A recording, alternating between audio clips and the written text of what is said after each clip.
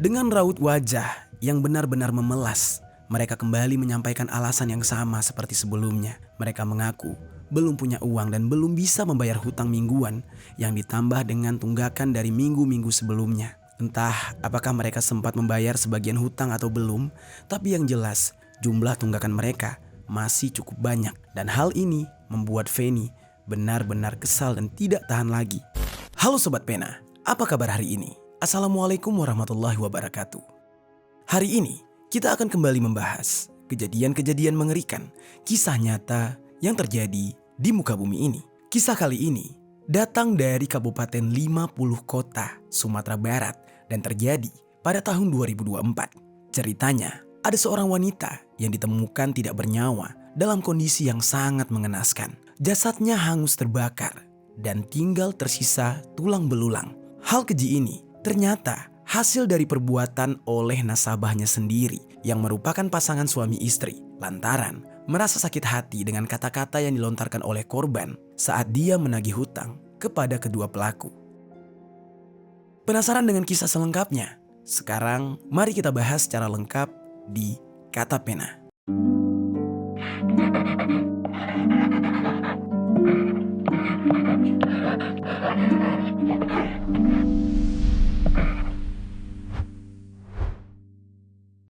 Pemirsa, seorang wanita yang sehari-hari berprofesi sebagai ketua program membina ekonomi keluarga sejahtera ditemukan mengenaskan di Kabupaten 50 Kota, Sumatera Barat. Sebelum kita mulai ke ceritanya, jangan lupa untuk subscribe channel ini dan bagikan video ini ke teman-teman kalian.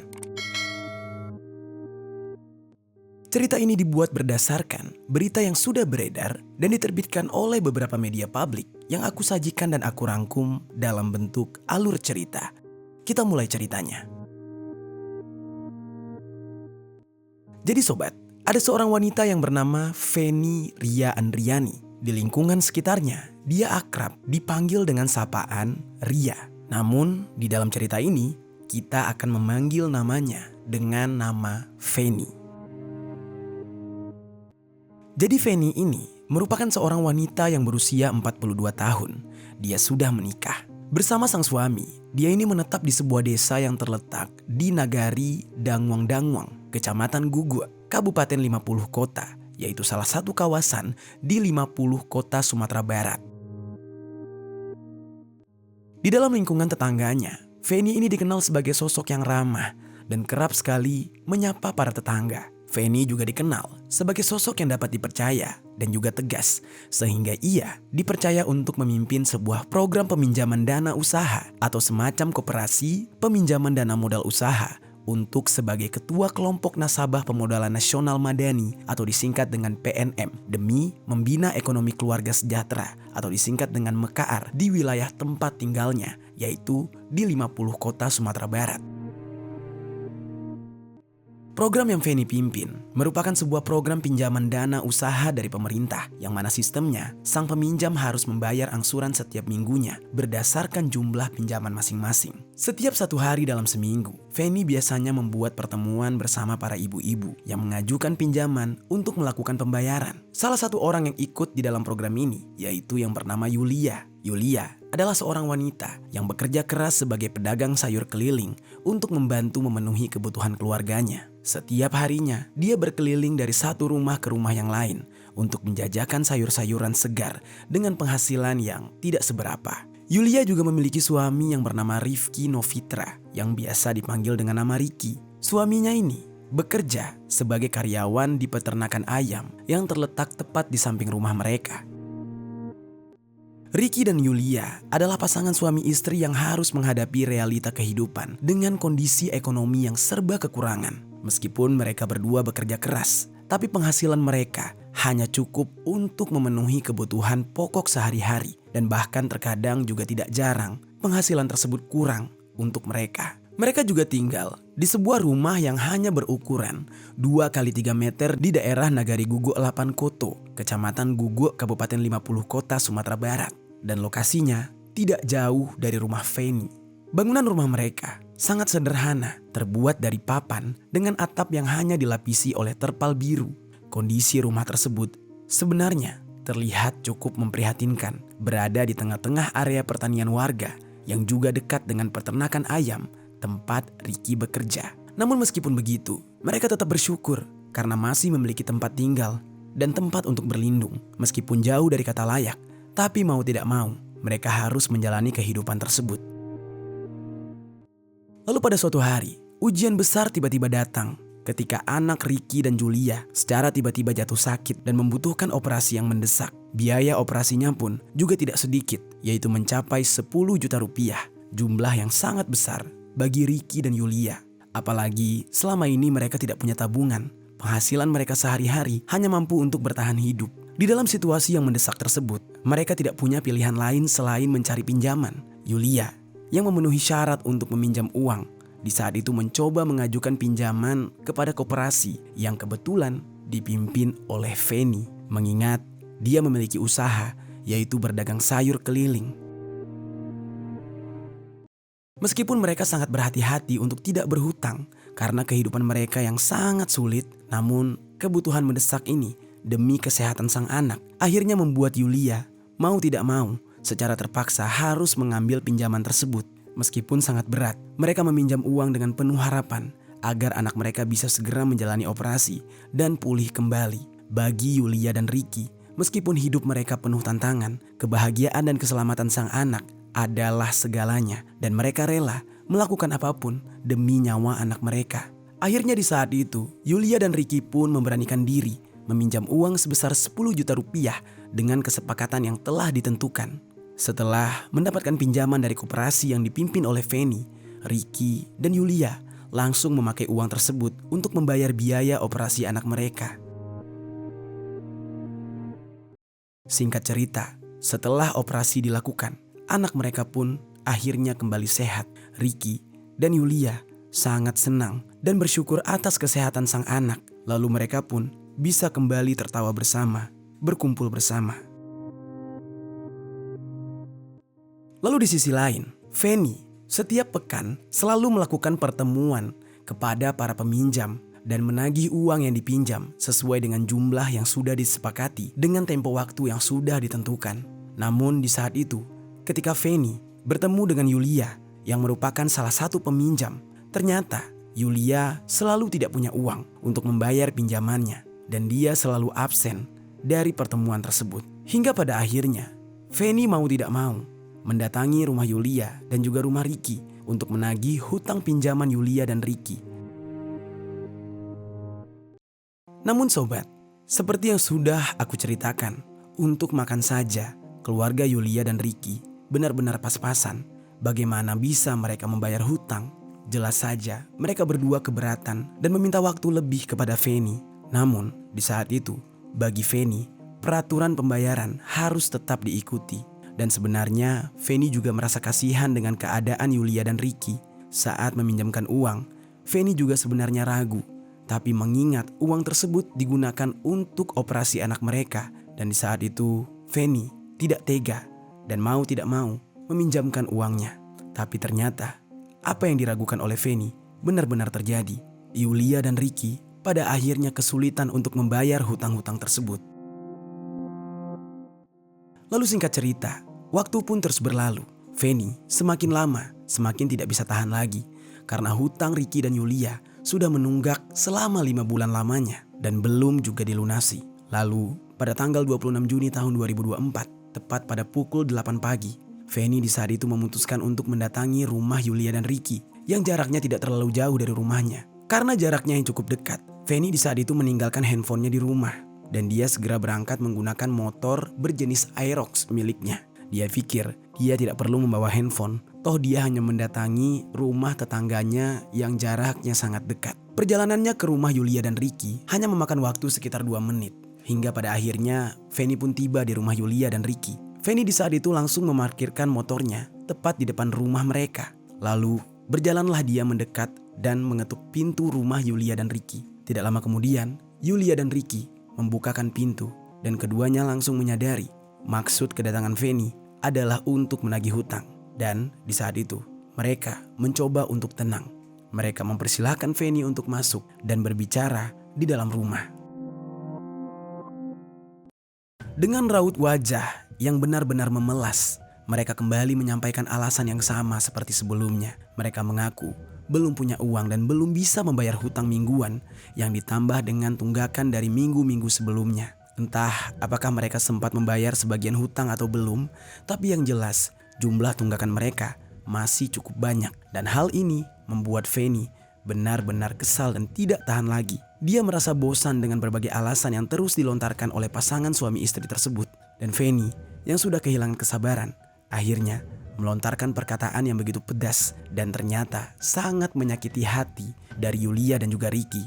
Kurang lebih di saat itu Feni berkata seperti ini kepada Yulia. Makanya kalau nggak punya duit buat bayar ya nggak usah ngutang segala lah.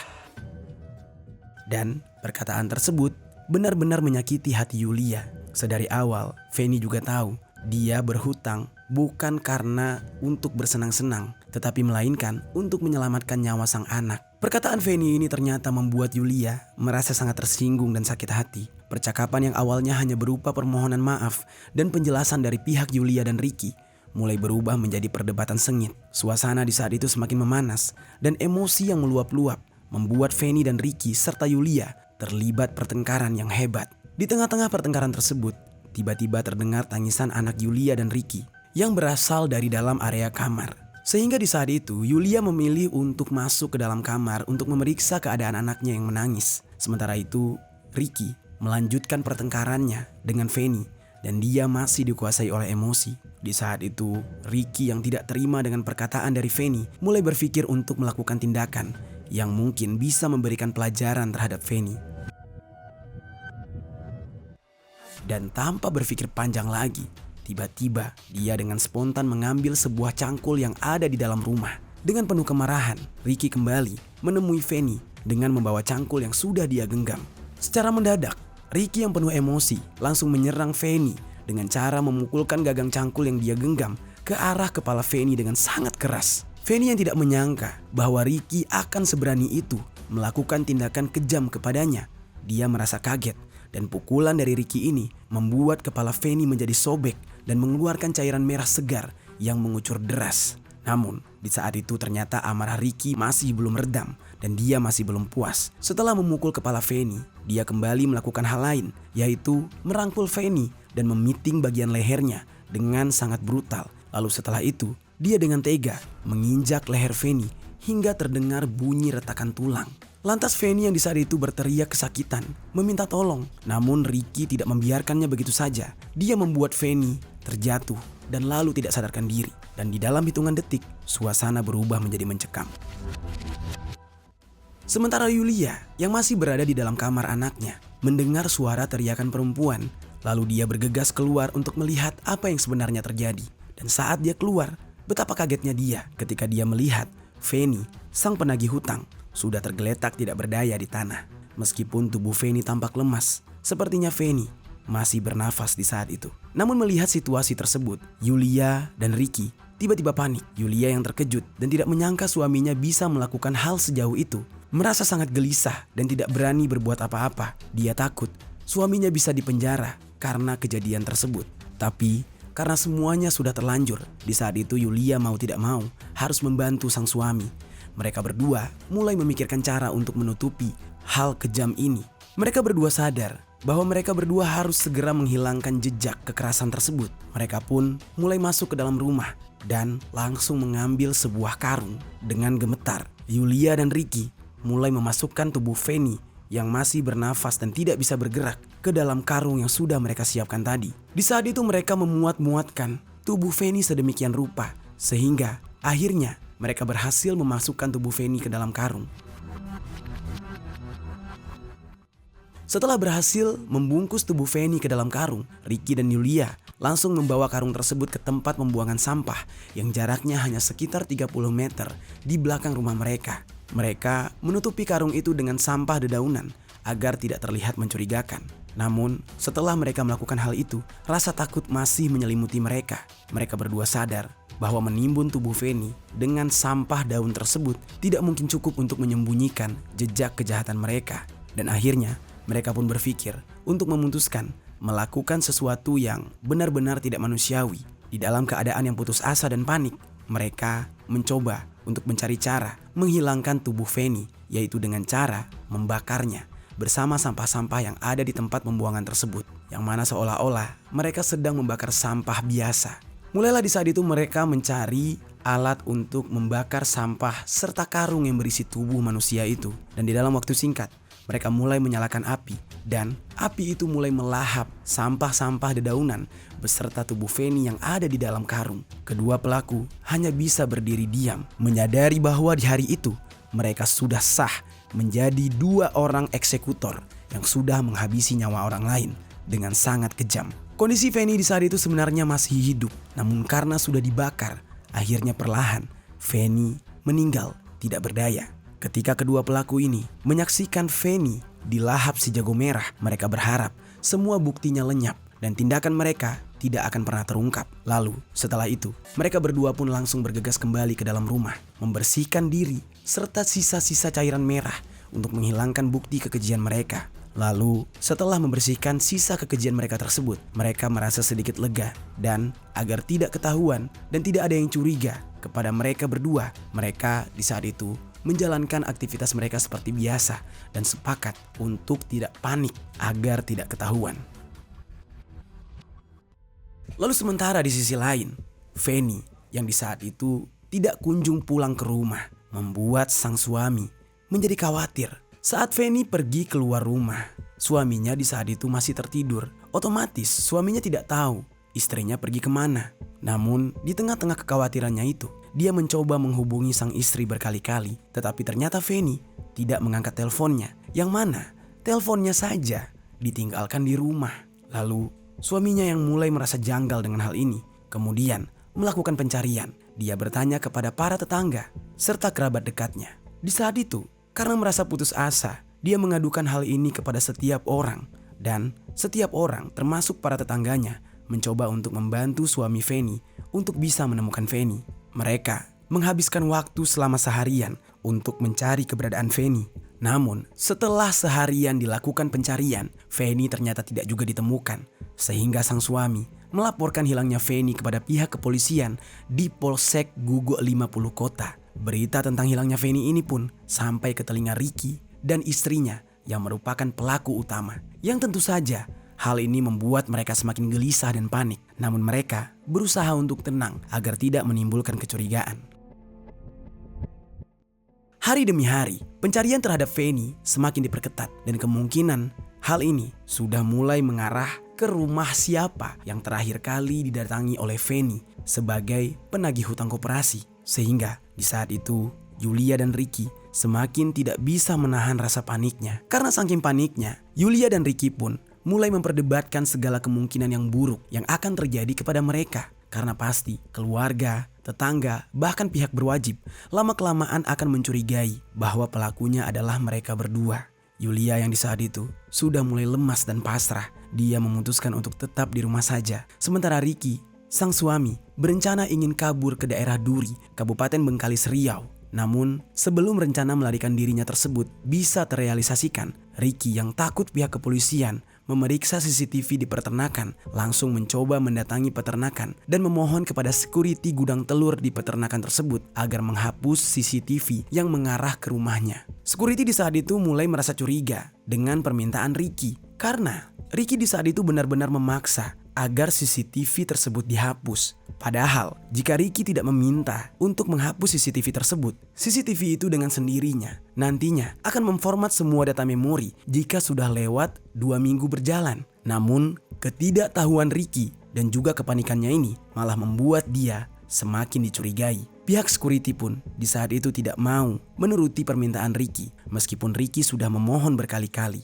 Ricky di saat itu menyerah dan akhirnya kembali ke rumah. Sedangkan security yang penasaran mengapa Ricky meminta rekaman CCTV dari gudang telur peternakan tersebut dihapus, jadinya mencoba memeriksa rekaman tersebut yang memang mengarah ke rumahnya. Dan di saat itulah ternyata terlihat jelas korban yang selama ini hilang, yaitu Feni, ternyata datang ke rumah Ricky tepat di tanggal di mana Feni hilang menggunakan sepeda motornya. Dan di saat itu sempat masuk ke dalam area rumah Ricky dan juga Yulia. Dan itulah terakhir kali Feni terlihat di sana dan tidak pernah keluar lagi. Security tersebut mengenal motor Feni Yang mana motor itu kerap sekali digunakan oleh Feni, jadinya dia sudah sangat familiar. Dan akhirnya security itu melaporkan bukti rekaman CCTV tersebut ke suami Feni. Dan di saat suami Feni melihat bukti rekaman CCTV, dia segera melaporkannya kepada pihak kepolisian. Dan dari sanalah pihak kepolisian mulai mencurigai keterlibatan suami istri yang bernama Ricky dan juga Yulia di dalam kasus hilangnya Feni. Karena semakin terdesak, Ricky lantas langsung melarikan diri ke daerah Duri, Kabupaten Bengkalis, Riau menggunakan sepeda motor milik Feni. Dan di saat itu, dia meninggalkan sang istri, Yulia, bersama anak-anaknya di rumah. Oh ya sobat, sebelum aku melanjutkan ceritanya, ada sedikit disclaimer mengenai CCTV. Ada beberapa versi dari media terkait bukti CCTV ini.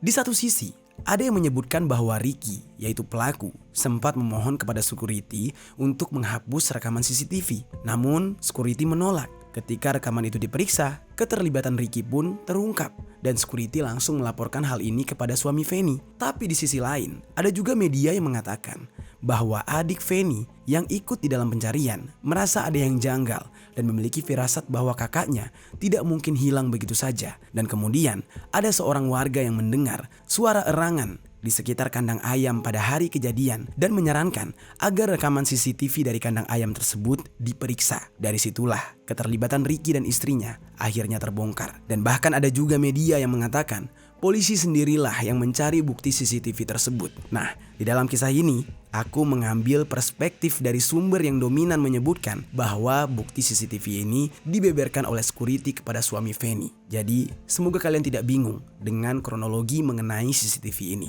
Baiklah, sekarang kita lanjutkan ceritanya.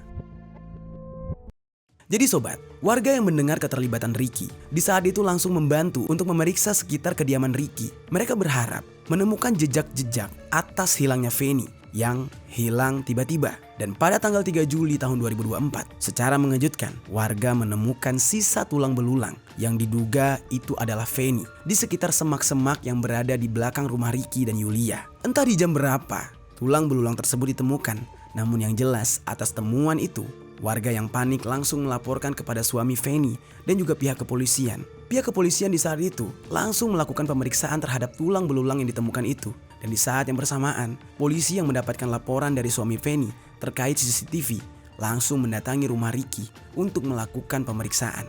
Dan rupanya di rumah tersebut hanya ada Yulia dan sementara Ricky sudah terlebih dahulu melarikan diri. Saat dimintai keterangan oleh pihak kepolisian, Yulia tidak bisa mengelak. Dengan wajah yang penuh penyesalan, dia langsung mengakui keterlibatannya dan tindakan keji yang dilakukan oleh suaminya terhadap korban Feni. Dia juga menjelaskan secara detail bagaimana Feni dihabisi secara brutal dan lalu dibakar setelah mereka merasa sakit hati karena perkataan Feni saat menagih hutang. Yulia juga mengakui bahwa tulang belulang yang ditemukan di semak-semak di belakang rumahnya memang benar itu adalah milik Feni. Dan selain itu, berdasarkan pengakuan Yulia, polisi juga segera melakukan pengejaran terhadap Ricky yang merupakan pelaku utama. Dan di dalam proses penyelidikan, ternyata diketahui bahwa Ricky sempat menjual motor milik Feni di daerah Rogan Hilir, Riau sebagai bagian dari usahanya untuk melarikan diri. Namun, pengejaran polisi di saat itu akhirnya membuahkan hasil. Tepat pada tanggal 4 Juli tahun 2024, pukul 10.18, Ricky berhasil ditangkap di daerah Duri, Kabupaten Bengkalis, Riau. Setelah itu, baik Ricky maupun Yulia langsung digiring ke kantor polisi untuk diperiksa. Dan atas tindakan keji mereka pun langsung diinterogasi. Ketika diinterogasi, pengakuan dari Ricky tidak jauh berbeda dari sang istri. Motif dari tindakan kejinya ini benar-benar karena emosi akibat dari perkataan Yulia saat menagih hutang.